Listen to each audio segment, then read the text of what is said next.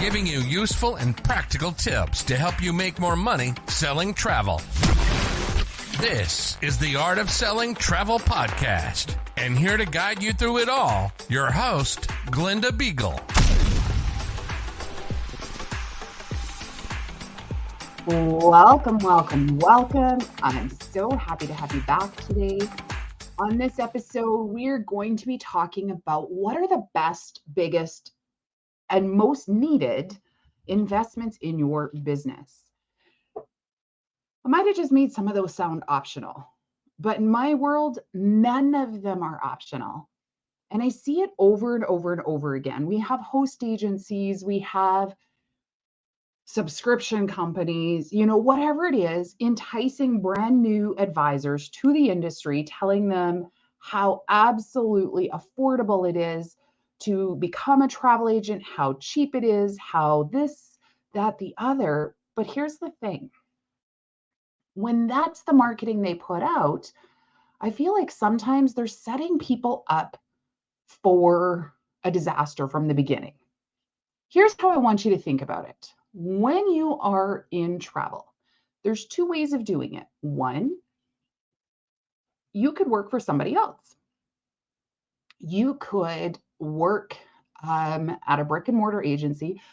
Yes, they still exist, definitely more so in Canada than perhaps in other places in the world, but they 100% exist.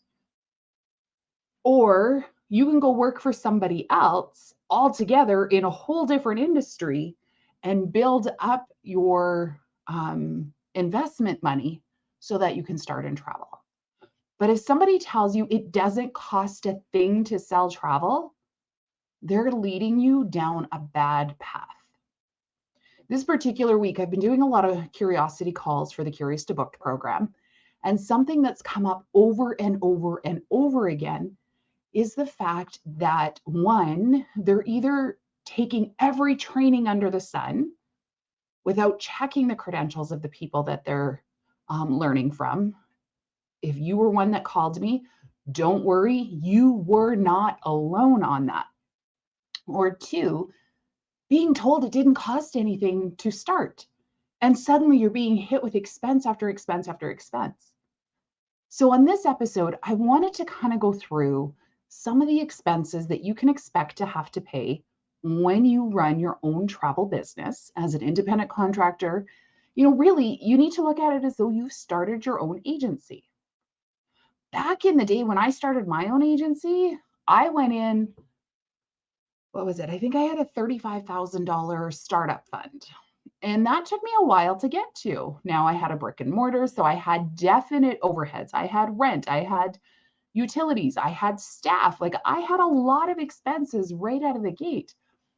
And I think sometimes we forget that when we don't have an actual physical location, we start to fall into that trap of, it doesn't cost anything to start. But here's a couple of things that I want you to keep in mind. First and foremost, when you make your first booking, if you're not charging fees, let's just skip to the end. You need to join Curious to Booked. You need to figure out how you're going to charge the fees. We've got a fees with ease bonus in there. Sorry, I'm a little passionate about that. You need to charge fees. That's how you build a client-centric business. But let me go back to what I was saying. That wasn't on my notes. When you book travel. So when I'm recording this, we're currently in September of 2023. Somebody wants to book a river cruise for next summer. Fabulous. You get a booking. That's awesome. They don't travel till next summer.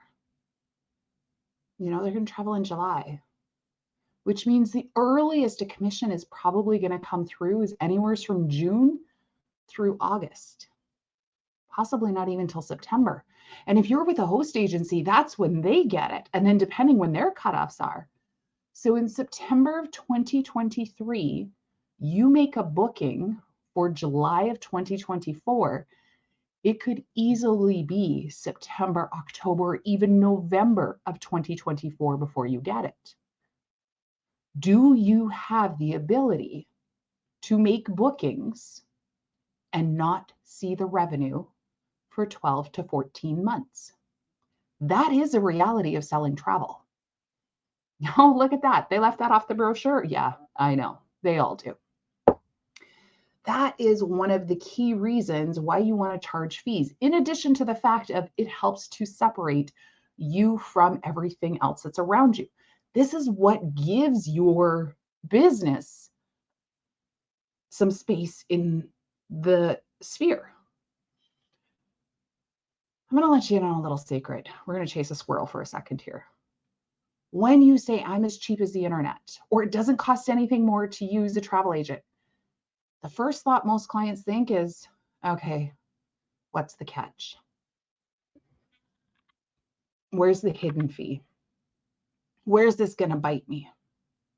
I don't believe you. I don't trust you.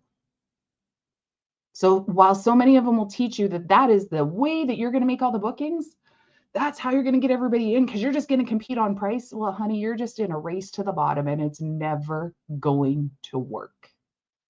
Might work once in a while, might work in the short term. It's not going to work in the long term because when you attract the price-driven client, you're always going to be in a race to the bottom.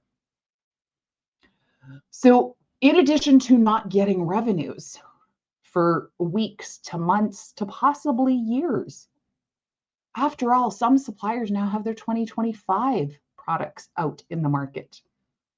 And we're probably not far from 2026 being in the market. These are some of the expenses that you need to keep in mind.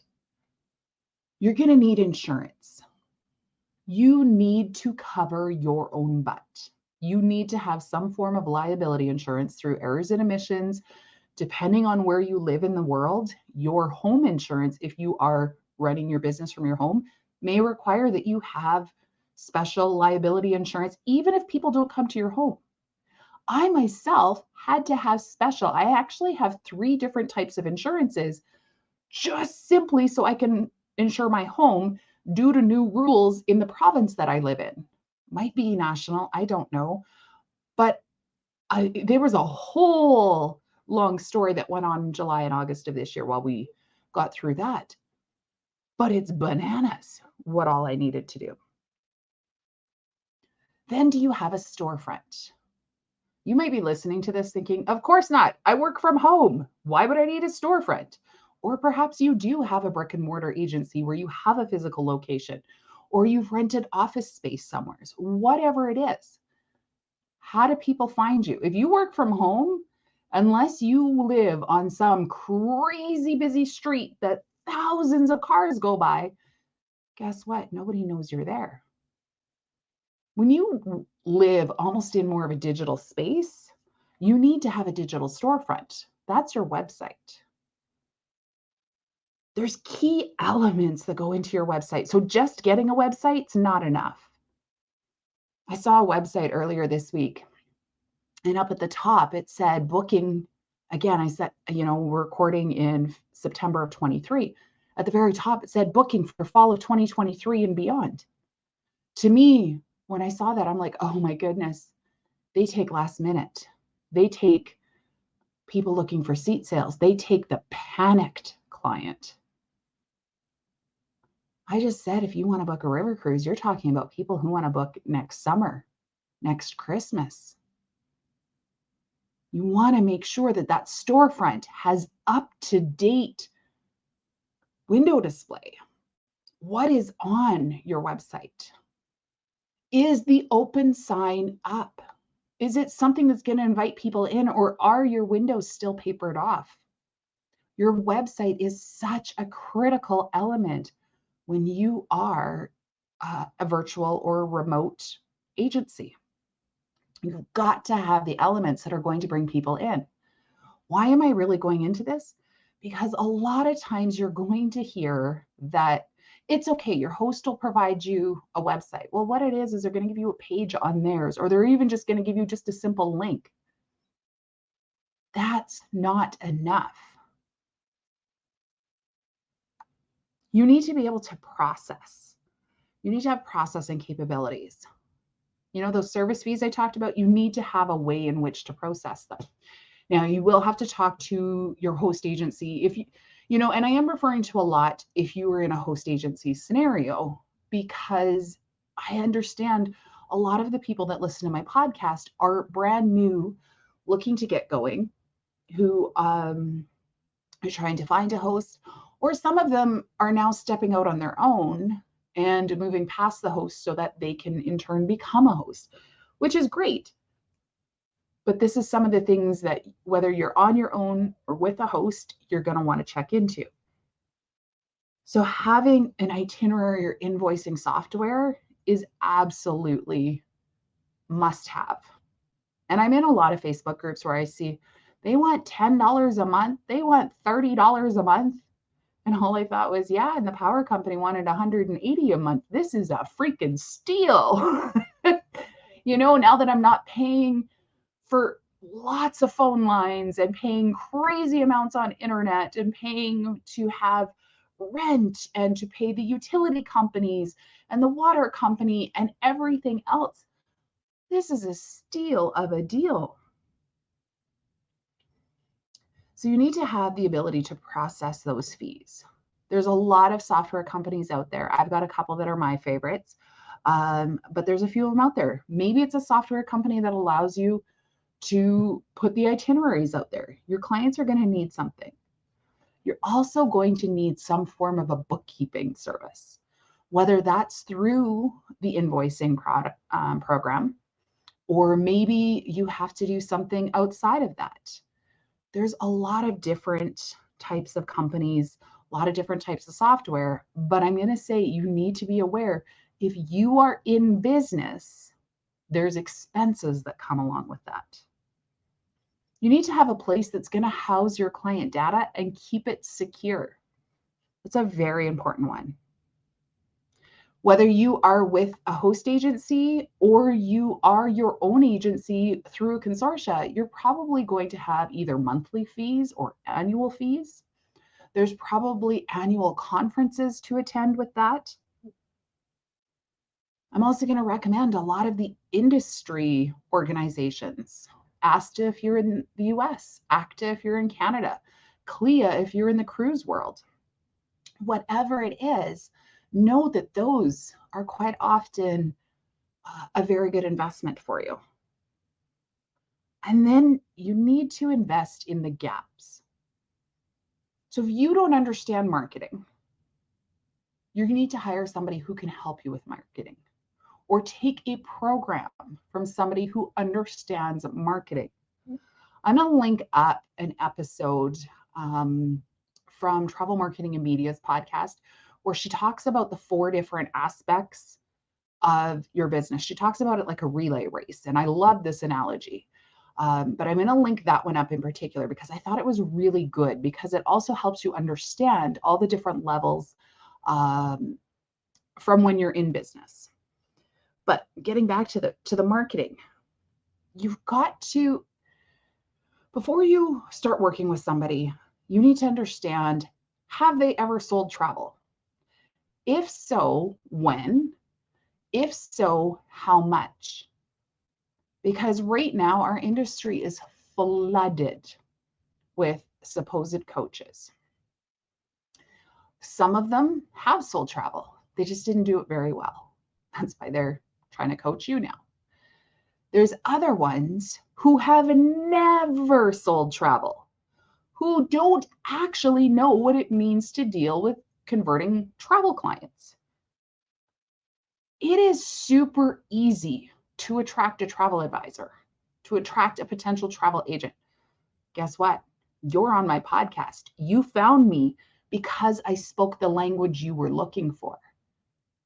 That language, when you go out to the consumer side, when you're trying to sell travel, it's a whole lot more vague, because you're not looking for a very specific, direct, I can solve this problem for this industry, for this niche. In your marketing, you're still going to be solving problems, and you're still going to be talking to specific audiences. But when you can call out an audience specifically like this, like a travel agent, want more clients in your travel business, that's very specific compared to what it's going to look like when you're trying to market to sell vacations. Here's the deal. They're going to try and teach you the same way they attracted you. And I hear it time and time and time again, the frustration of travel advisors that have taken these programs and they've heard how they've helped thousands of people, and yet they're not getting the results. I 100% endorse travel marketing and media. She's been there. She's sold travel. It's been a few years, but she has sold travel. And more importantly, I have watched the travel advisors come through her program and the success that they've had. So if you're struggling with marketing, I'm going to send you there. If somebody just wants to teach you one little piece of marketing, they just want to teach you Instagram, they just want to teach you this, they just want to teach you that, that's probably not the right one. Why? Because how do you even know that's where your client's hanging out? That should be the very first thing that they want to talk with you about, is where do I find my clients? Because when they just blanket and say, oh, they're on Instagram, oh, they're over here, are they? Or is that where you were hanging out and they knew how to attract you there? Talking about websites that I've seen in the last while. Really pretty websites are really pretty, but are they going to get you sales? There is so much psychology and thought process that goes into how it is that people are pulled in. Being pretty isn't enough to sell. Okay, maybe back in the 80s, that's how they thought they could sell the boats at the boat shows. They put the girl in the bikini and she was pretty. I don't actually think it sold that many boats. And now that we've moved into this whole new generation, I don't think it sells any boats. Or it might sell like one or two to the creepy guy in the corner, but that's it. Being pretty isn't enough. You need to be functional. You need to guide people. Because just being pretty doesn't make you memorable. You just fade in with the rest of the crowd. You just fade in with everything else. But when somebody can talk to you so directly that they're like, how do you know what's inside my brain? How do you just know that? Now it's an entirely different conversation. Okay. And then finally, if you're getting inquiries and you're not getting conversions, or you're getting nothing but discount, and can you beat this price? And can you do it cheaper? And you really want people that's not their question, that money is not a part of the first part of the equation. That's where you need sales training, and that's where I come in. I am shocked at how many host agencies will say, here you go, here's your booking engine, here's your features and benefits from the suppliers, you're ready to sell.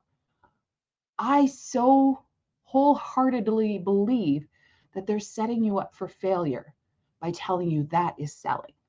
It's not.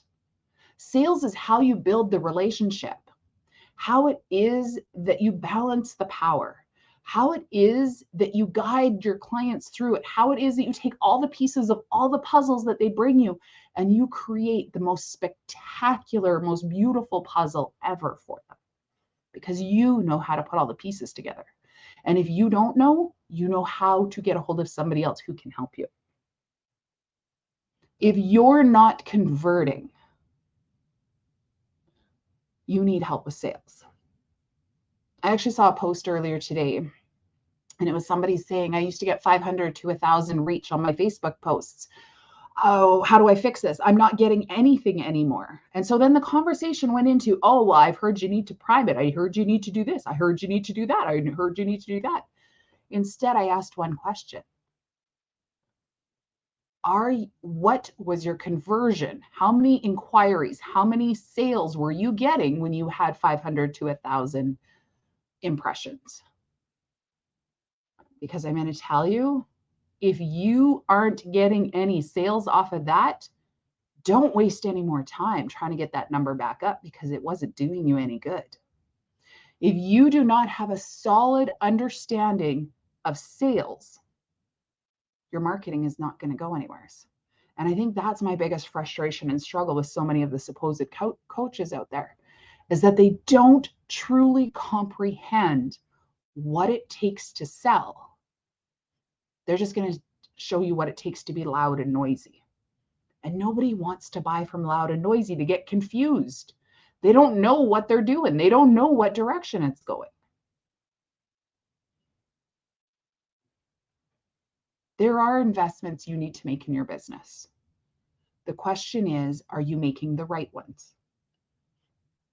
When you are looking to take a program, ask questions.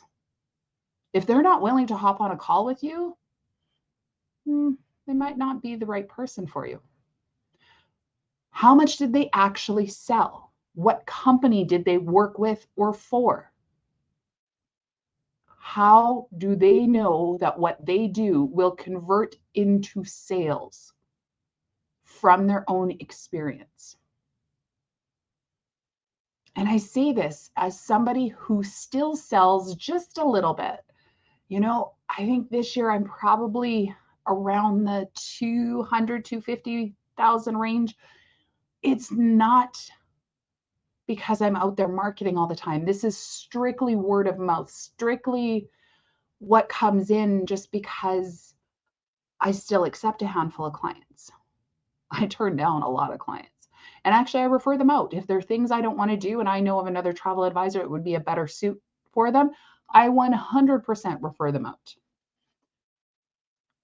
But with that, the reason why I still do it, reason why I still take on just a handful of clients each year is because the conversations we're having in 2023 are not the same conversations we would have had in 2017.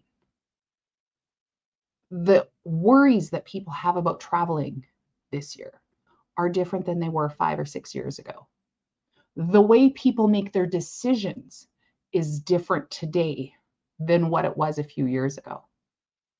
The way people want to receive their information is different. So I do continue to sell, not a lot, but a little bit. Over the years, I've sold tens of millions. I'm down to just a small handful. And I do it so that I can keep my skills sharp. What are those coaches doing to keep their skills sharp for attracting travel clients? Not you, not travel advisors, not travel agents. What are they doing to sharpen their skills to attract in new travel clients? Because it is very different audiences and requires very different strategies. The tactics could be the same, but without a complete understanding of the strategy, it's all for nothing. The other thing I saw recently that really bugged me was a coach out in the industry that's promoting all of these experts that they have. Supposed big name. If you checked their Instagram following and saw how many thousands and thousands and thousands and thousands of people that followed these people, you'd be so thoroughly impressed. The problem is that was the stuff that they taught in 2016, 2017, and they're selling it to you today as to how you do it in 2023.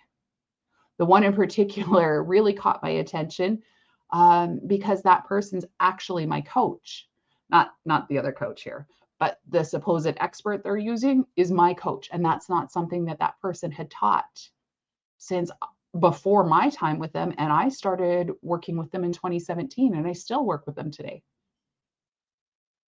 Make sure before you're investing that you know what it is you're investing in. Ask them, how recently have they updated the materials? How recently have they updated what their experts are giving them? How recently has this information been refreshed? Okay. There are investments to be made in your business. You are in business. If you wanted to open a McDonald's, do you think you could go in with $50 and call it good? Heck no. Up here in Canada, because of our dollar difference, I'm not even sure you could get supper for a family of 4 for $50 anymore at McDonald's. But yet there's a lot of host agencies and companies out there that are going to tell you all you got to do is pay this sign up fee and pay a monthly fee, and you, bam, you're in business. It won't cost you anything else. I don't want you to have to think that you did something wrong, but I want you to know that there are some expenses, but there's also some resources out there for you as well. The beauty of the world that we live in is you have access to things like podcasts like this. I'm going to give you lots of information on here. But if you want that really drilled down coaching experience where we're going to go back and forth, well, that's inside of my programs. That's inside of my community that I have. I definitely am in the Facebook group. I'm going to link that up. You can come join us over there. I've taken a little bit of a hiatus during this particular time while working on the Curious to Book program, but we will be back at it next week. Obviously, Curious to Booked, the doors are open just for another 48 hours. If you're listening to this afterwards, head on over to the waitlist for that. You can find all of it on artofsellingtravel.com. And I can't wait to chat with you again next week. Until then, happy selling.